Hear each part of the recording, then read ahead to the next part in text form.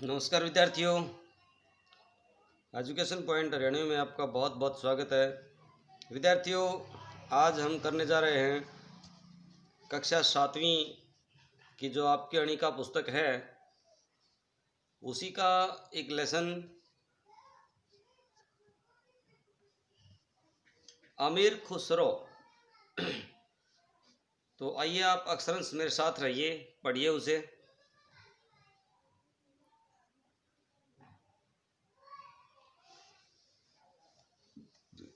आज से करीब 700 वर्ष पहले की बात है। एक दिन ख्वाजा निजामुद्दीन औलिया दरगाह में खुदा की इबादत कर रहे थे।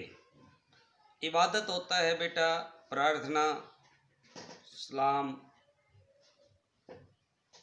इतने में एक फकीर ने आकर के उनके आगे हाथ फैलाया।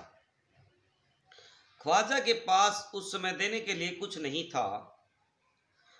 फकीर को वे मायूस नहीं करना चाहते थे, इसलिए उन्होंने अपने पैरों से पगरखियाँ है ना, वो निकाल करके उसे दे दी।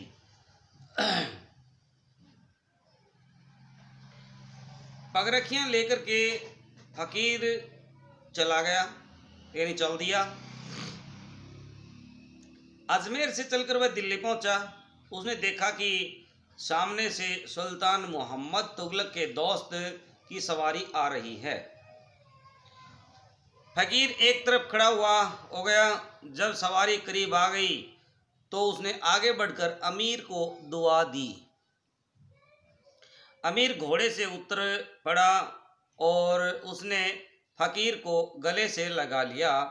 वह उसे सूंघता जाता था और कहता जाता था, आपसे ख्वाजा पीर की बू आ रही है। फकीर हैरान था। उसने कहा, आप ठीक फरमाते हैं, मैं ख्वाजा पीर से मिलकर आ रहा हूँ। उन्होंने ये पगरखियाँ मुझे दी हैं।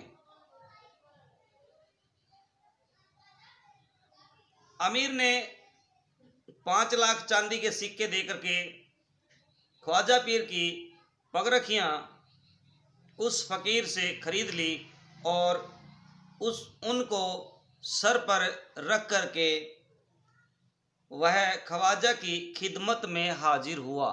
खिदमत होता है सेवा। क्या आप जानना चाहते हैं कि वह अमीर कौन था और उसने उन पगरखियों को क्यों खरीदा था? वह अजमेर के ख्वाजा का मुरीद खुसरो था और गुरु को प्राणों से भी अधिक प्यार करता था। ख्वाजा भी खुसरो को बहुत अधिक प्यार करते थे। जब वे इबादत करते थे, प्रार्थना करते, तो खुसरो की तरफ इशारा करके कहते, या खुदा, इस तुर्क के प्रति उत्कट प्रेम यानी अत्यधिक प्रेम के लिए मुझे माफ़ करना। कभी कभी यह भी कहते, क़यामत के दिन, क़यामत होता परले के दिन, जब मुझसे पूछा जाएगा कि तू दुनिया में से क्या लाया है, तो मैं खुसरो को पेश करूँगा। विद्यार्थियों, यदि आपको अच्छा लगता है, समझ में आता है, तो लाइक कमेंट ज़रूर करें और भाई वीडियो को शेयर भी किया करें। यदि चैनल पर नए हैं तो चैनल को आवश्यक रूप से सब्सक्राइब भी कर लें और साथ में लगा घंटे वाला बटन भी दबा लें, ताकि आने वाले नए वीडियो की नोटिफिकेशन आपको तुरंत मिल सके।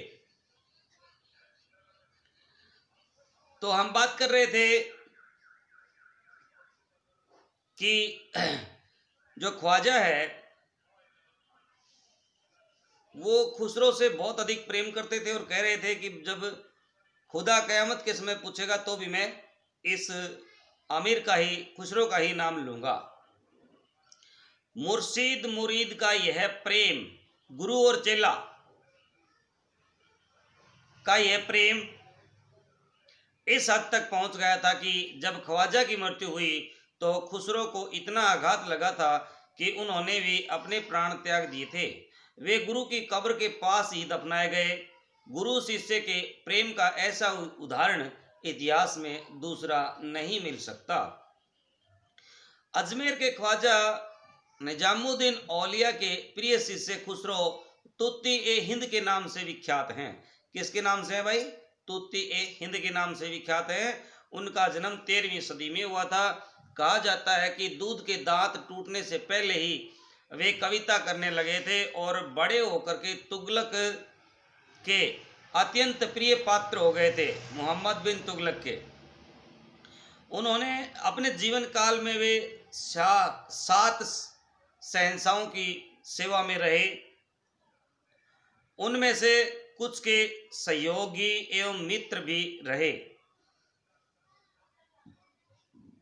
उन्होंने फारसी में 99 ग्रंथ लिखे। हिंदी उर्दू में भी उन्होंने खूब लिखा। संगीत के भी वे उस्ताद थे। उन्होंने तबला और सितार का आविष्कार किया।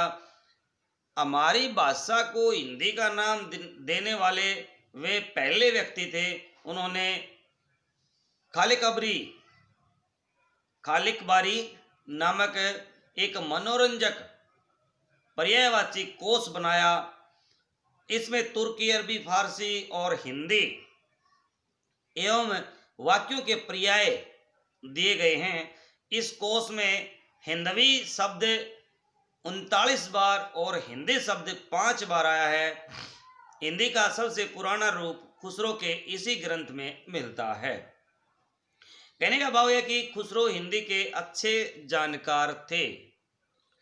खुसरो ने हिंदी का नामकरण ही नहीं किया, वे उनके आदि कोई भी थे।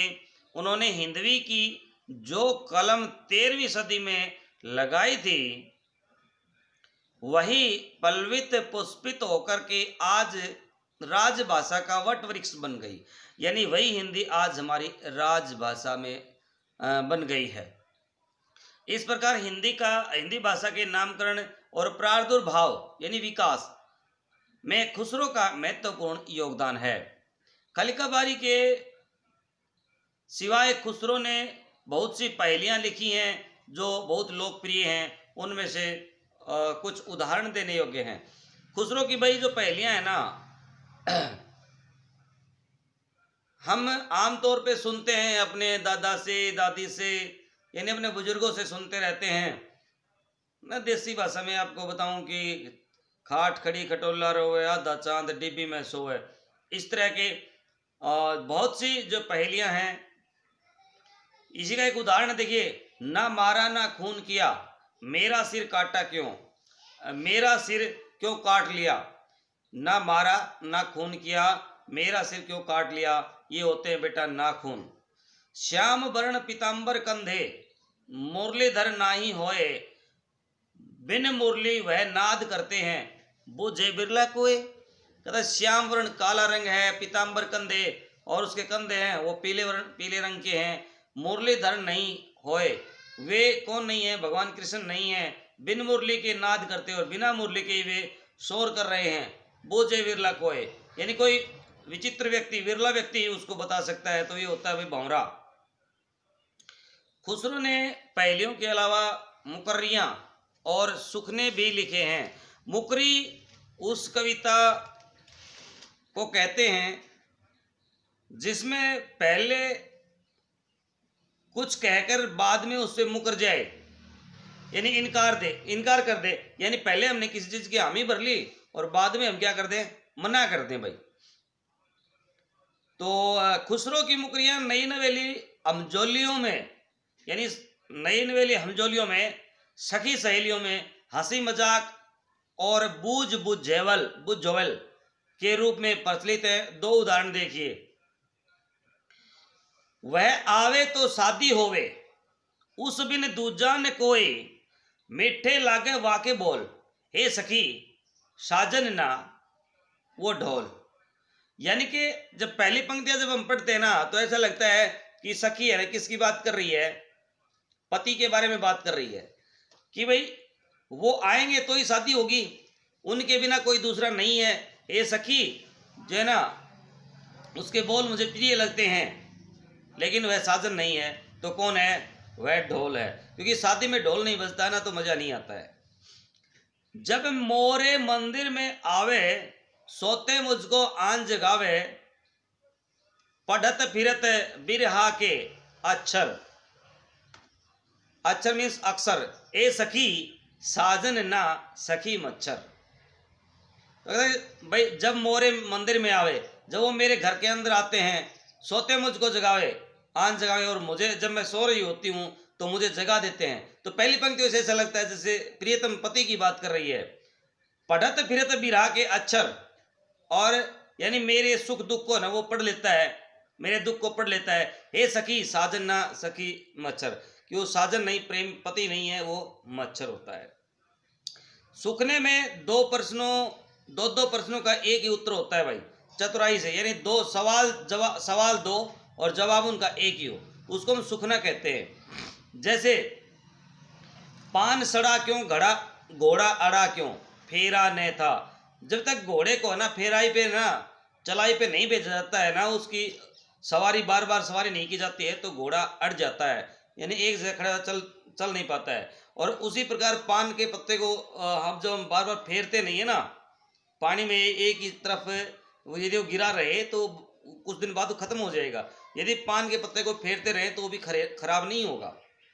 अनार क्यों न चखा वजीर ने क्यों रखा, यानी दाना नहीं था।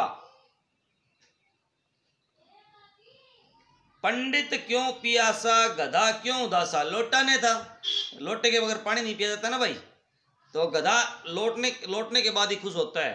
तो इसका ये दोनों का एक ही उत्तर हो जाएगा भाई। ऊपर के उदाहरण से साफ जाहिर है कि फारसी के महाकवि अमीर खुसरो ने हिंदी में भी गजब किया है। ऐसी हल्की फुल्की सीधी और सदी हुई विनोदपूर्ण कविता कोई महाकवि ही कर सकता है।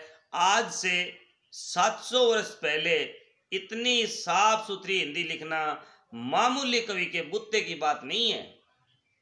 फारसी इतिहासकार जियाउद्दीन बर्नी ने तारीखे फिरोजशाही में उचित ही लिखा है, खुसरो अपने साहित्य और विचारों की मौलिकता में अद्वितीय हैं। फारसी साहित्य में ऐसा कवि भूतकाल में हुआ नहीं है और क़यामत तक होगा भी नहीं।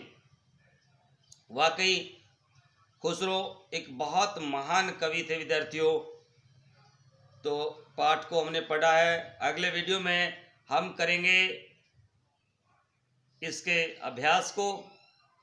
उससे पहले मैं चाहता हूँ आप इसके शब्दार्थ भी देख लें। इबादत होता है प्रार्थना, उपासना, है ना, हाथ फैलाना, मांगना, मायूस, निराशा, पगरखियाँ, जूतियाँ, खिदमत, सेवा, मुरीद, सहयोगी, साथ मुरीद शिष्य और सहयोगी, साथ साथ काम करने वाला, सहयोग देने वाला, आदि, आरंभ, वट वृक्ष, बरगद का पेड़, मुकर जाना, कई हुई बात से हटना, बुत्ता, शक्ति, सामर्थ्य, और क़यामत, मरते या परले। तो विद्यार्थियों बने रहिए मेरे साथ। देखिए जो अभ्यास आपको दिखाई दे रहा है हम अगले वीडियो में ज़रूर करेंगे, तो बने रहिए मेरे साथ। तब तक बहुत जल्द मिलते हैं आपको अगले वीडियो में।